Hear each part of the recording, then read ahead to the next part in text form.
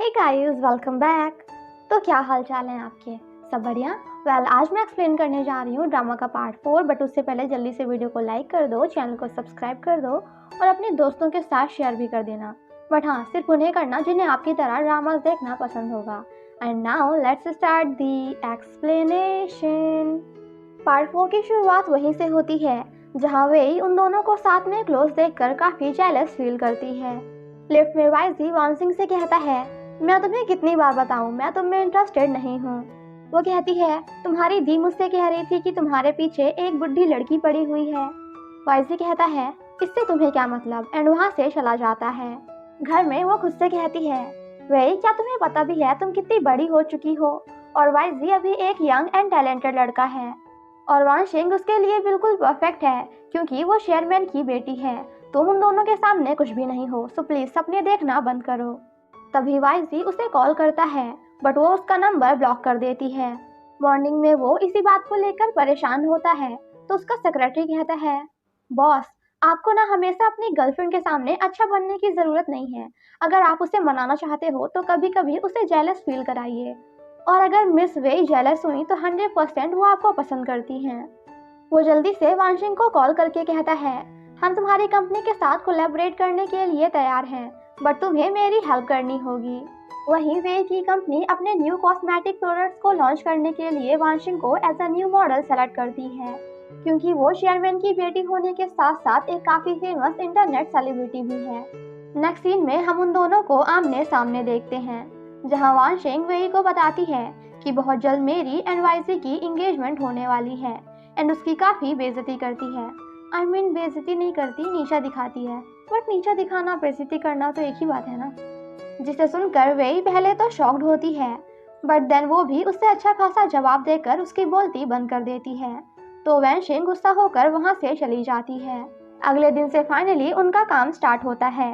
Break में YG वानशिंग से मिलने आता है एंड वो दोनों वेई के सामने एक लवी डबी कपल की तरह बिहेव करते हैं। वाइजी कहता है, कल रात मैंने तुम्हें इतनी बार कॉल किया, तुमने फोन क्यों नहीं उठाया? वो कहती है, बैटरी नहीं थी। क्यों?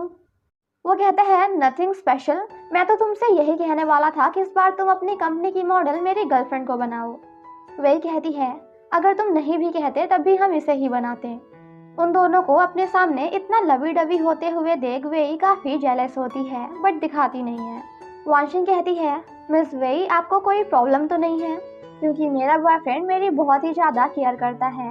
वो कहती है, नहीं नहीं, मुझे क्या प्रॉब्लम होगी। जिसे सुनकर हम व्यूअर्स वाज लाइक, होगी नहीं, तुम्हें हो रही है। वानशिंग कहती है, बेबी मुझे भूख लगी है, चलो ना कुछ खाने चलते हैं। वाइजी कहता है, मिस वेई, क्यों ना अभी हमारे साथ चले, क्योंकि मुझे आपसे बिजनेस से रिलेटेड थोड़ी बात करनी है। वो सभी जब साथ में लंच कर रहे थे तो वेई कहती है, वानशिंग बहुत ही अच्छी लड़की है, आपकी कितनी ज्यादा केयर करती है। मिस्टर वाइजी, आप तो काफी लकी पर्सन हैं। वो कहता है, हाँ, आजकल ऐसी लड़कियां मिलना बहुत मुश्किल है। वानशिंग वेई की ब्यूटी एंड उसकी डाइट को लेकर उसकी काफी बेइज्जती करने लगती है। तो ये सब देखकर बेचारा वाइजी बॉस लाइक, तुम्हें नहीं लगता कि तुम कुछ ज्यादा ही आगे बढ़ रही हो? वो कहती है, अगर मैं ऐसा नहीं करूंगी तो हमारा ये प्लान काम नहीं करेगा, तो just keep quiet and trust me. बातों ही बातों में गलती से वाइजी का पैर वेई को लग जाता है तो वो उसे जानबूझ के मारती है। और फिर क्या था, जिसके बाद तो दोनों की कैट फाइट या फिर WWE स्टार्ट हो जाती है। और बेचारी वैनशिंग को तो समझ ही नहीं आ रहा था कि आखिर चल क्या रहा है। उन दोनों की कपल वाली हरकतों से परेशान होकर वेई शाओकी को मैसेज करके कहती है, जल्दी से मेरे लिए मेरा नकली बॉयफ्रेंड बनाकर एक हॉट एंड हैंडसम लड़का भेजो। थोड़ी देर बाद जब उसकी एंट्री होती है तो कैफे के सभी लोग उसे देखने लगते हैं और कहते हैं, ओ गॉड, कितना हैंडसम है वो। अरे ये बैठा है वो नहीं, जो आ रहा है सामने से वो आते ही वे की काफी ज्यादा केयर करने लगता है। वो कहता है, अरे बेबी, तुम्हें ठंड लग जाएगी, ये लो मेरी कोट ढक लो, और तुमने मुझसे प्रॉमिस किया था ना कि आज का लंच तुम मेरे साथ करोगी। वो कहती है, आई एम सॉरी, लेकिन अब मैं फ्री हो चुकी हूँ तो क्यों ना अब हम चले। और यहाँ तो बेचारे हमारे मिस्टर वाइजी का पासा ही पलट जाता है। वो आया तो इसलिए था ताकि वे को जेलस फील करा सके, बट यहाँ तो वो खुद ही जेलस होने लगता है। वानशिंग कहती है, मिस्टर वे, मुझे नहीं लगता कि ये आपको थोड़ा सा भी पसंद करती है। रात में वाइजी वेई को रोक कर कहता है, तुमने वो अपना लवर बॉय कहाँ से हायर किया था? बहुत ही गंदी एक्टिंग थी उसकी। वो कहती है, what do you mean by acting? वो मेरा नया बॉयफ्रेंड है। वो कहता है, चलो अब झूठ बोलना बंद भी करो। क्या तुम जेलस हो रही हो? तो प्लीज़ मत हो, क्योंकि मैं सिर्फ तुम्हारा ही हूँ। और रही बात वॉशिंग की, तो उससे मेरा कोई भी लेना देना नहीं है। हम तो बस तुम्हें जलाने की कोशिश कर रहे थे। वे याद करती है कि लिंगफे ने उससे कहा था कि अब तुम मेरे भाई के औकात से बाहर हो, तो प्लीज़ उससे दूर रहना। वो गुस्से में आकर कहती है, प्लीज़ वे ये सब करना यही बंद करो। मुझे इससे कोई भी फर्क नहीं पड़ता। तुम क्या कर रहे हो, कहाँ जा रहे हो, किससे जेलस करा रहे हो, मुझे कोई फर्क नहीं पड़ता, क्योंकि मैं तुमसे प्यार नहीं करती। मैं ना तो तुमसे कभी प्यार करती थी और ना ही कभी करूँगी। वो कहता है, आर यू सीरियस नाउ? क्या तुम सच कह रही हो? एंड गुस्से में ले जाकर उसे जबरदस्ती अपनी कार में बिठा देता है। वाइजी काफी तेज ड्राइव कर रहा था, तो वो कहती है, इतनी तेज ड्राइव क्यों कर रहे हो? मुझे डर लग रहा है। वाइजी कहता है, तुम तो वैसे भी मुझे पसंद नहीं करती। मैं तुम्हारे साथ जी नहीं सकता, लेकिन मर तो सकता हूँ ना। क्या पता मरने के बाद ही सही हम दोनों खुशी खुशी हमेशा साथ में रहें। उसकी ड्राइविंग से डर कर वे एक्सेप्ट कर लेती है कि मैंने तुमसे झूठ कहा था। आई लाइक यू, मैं भी तुम्हें पसंद करती हूँ। वो कहता है, तो फिर तुमने मुझसे ब्रेकअप क्यों किया था? वे कुछ नहीं बोलती, तो वो कहता है, ठीक है, अब हम अगले जन्म में ही मिलेंगे। वो कहती है, रुको रुको, मैं बता रही हूँ। मैंने तुम्हें डेट सच में तुम्हारी बड़ी बहन से बदला लेने के लिए किया था, बट बाद में मुझे भी तुमसे प्यार हो गया, जिसके बाद मेरे डैड की कंपनी बैंकरप्ट हो गई और मैंने सब कुछ खो दिया। मैं नहीं चाहती थी कि इन सब की वजह से तुम्हारी लाइफ में भी इफेक्ट पड़े, इसलिए मैंने तुमसे ब्रेकअप कर लिया। वो कहता है, तो फिर तुम मुझे अब रिजेक्ट क्यों कर रही हो, अगर तुम भी मुझे पसंद करती हो? वही कहती है, मैं तुम्हारे लिए बहुत खुश हूँ। तुमने इतनी छोटी सी उम्र में बहुत कुछ अचीव कर लिया है, लेकिन अब मैं तुम्हारे लायक नहीं हूँ। हम दोनों के स्टेटस में बहुत ज़्यादा डिफरेंस है। वाइजी कहता है, लेकिन मुझे इन सब से कोई फर्क नहीं पड़ता। मैं तो बस हमेशा तुम्हारे साथ रहना चाहता हूँ। आज मैं इतना स्ट्रॉन्ग सिर्फ इसीलिए बन पाया हूँ, क्योंकि मैं हमेशा तुम्हें प्रोटेक्ट करना चाहता हूँ। प्रॉब्लम चाहे कैसी भी हो, मैं तुमसे प्रॉमिस करता हूँ कि मैं हमेशा तुम्हारा साथ दूंगा। नेक्स्ट सीन में हम उन दोनों को साथ में एक मेले में देखते हैं। वाइजी कहता है, तुम मुझे हमारी फर्स्ट डेट पे यहाँ लेके आई हो, हॉन्टेड हाउस में, और यहाँ हमें पता चलता है कि फाइनली वेई ने वाइजी को एक्सेप्ट कर लिया। वो कहती है, हाँ बिल्कुल, और तुम डरना मत, मैं तुम्हें प्रोटेक्ट करूँगी, ओके? बट बाहर आने के बाद तो उसी की हालत काफ़ी ज़्यादा ख़राब होती है। वाइजी कहता है, तुम ठीक तो हो ना? अभी तो मुझे प्रोटेक्ट करने चली थी और खुद की हालत तो देखो।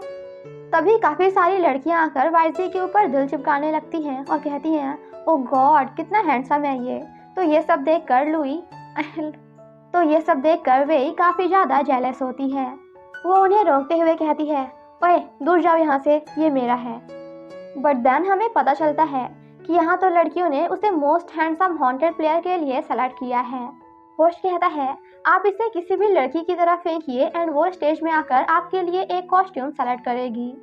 वो उसे वेई की तरफ फेंकता है, जिसे देखकर वेई वॉज लाइक, देखा मैंने कहा था ना वो मेरा है। एंड देन स्टेज पर जाकर उसके लिए एक ट्रेडिशनल ड्रेस सेलेक्ट करती है। होस्ट कहते हैं, मिस वेई अब आपको इन कपड़ों में से 3 स्टिकर्स ढूंढ के बाहर निकालने होंगे।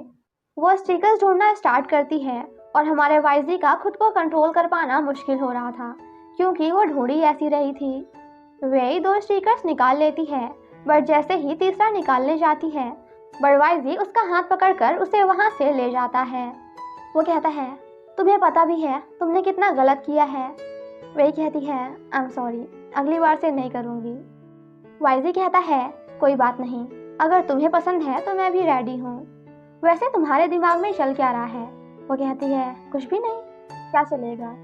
वो उसके करीब जाने की कोशिश करता है, बट बेचारे का सीट बेल्ट ही उसे धोखा दे देता है, जिसे सुनकर बेचारा वाइजी वॉज लाइक, हमें तो अपनों ने लूटा, गैरों में कहाँ दम था। कि हमें तो अपनों ने लूटा, गैरों में कहाँ दम था, और हमारी कश्ती भी वहीं डूबी जहाँ सीट बेल्ट था। वाह वाह वाह वाह वाह वाह। वैसे गाइस इसका रियल है, हमें तो अपनों ने लूटा, गैरों में कहाँ दम था, कि हमें तो अपनों ने लूटा, गैरों में कहाँ दम था, और हमारी कश्ती भी वहीं डूबी जहाँ पानी कम था। बेचारे की इतनी बुरी हालत देखकर वेई को उस पर तरस आ जाता है, और वो क्या करती है ये तो आप खुद ही देख लो। वो कहती है, आज के लिए बस इतना काफ़ी है, मैं जा रही हूँ। बट वाइजी उसे रोक लेता है, जिसे देखने के बाद वेई के साथ साथ हम व्यूअर्स के दिल की धड़कनें भी तेज हो जाती हैं। बट गाइस डोंट वरी, कुछ नहीं होता। सीन कट हो जाता है एंड देन हमें नेक्स्ट डे का सीन दिखाया जाता है। दोनों लवर्स वीडियो कॉल पे होते हैं।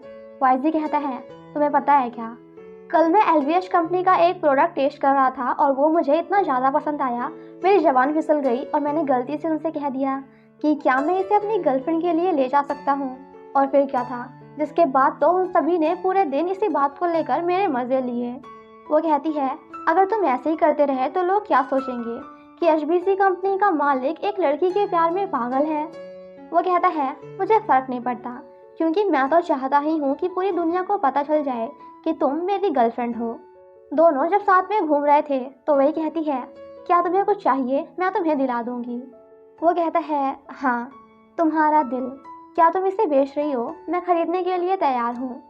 वो कहती है, मजाक करना बंद करो और कुछ ऐसा बताओ जो तुम खरीदना चाहते हो या फिर तुम्हें जो करना पसंद हो, लेकिन हाँ, मुझे छोड़कर। वाइजी कहता है, अगर ऐसी बात है तो मुझे यूनिवर्स, स्पेस, गैलेक्सी इन सभी के बारे में जानना बहुत ज़्यादा पसंद है, क्योंकि ये सब मुझे याद दिलाता है कि इन सब के सामने मैं कितना छोटा हूँ और ये यूनिवर्स कितना बड़ा और कितना मिस्टीरियस है।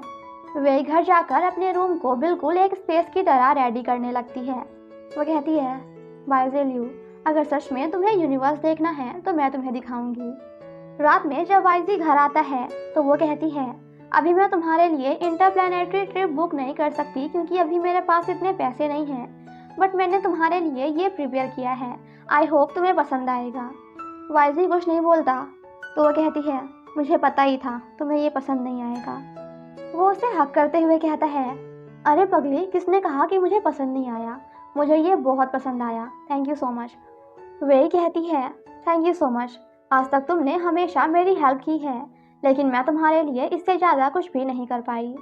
वाइजी कहता है, कोई बात नहीं, क्योंकि मेरे हाथ में तेरा हाथ हो, सारी जन्नतें मेरे साथ हो, तू जो पास है फिर क्या ये जहां, तेरे प्यार में हो जाऊं फना। एंड यू नो वॉट, वाइजी भी बिल्कुल यही कहता है जो अभी अभी मैंने गाने में कहा।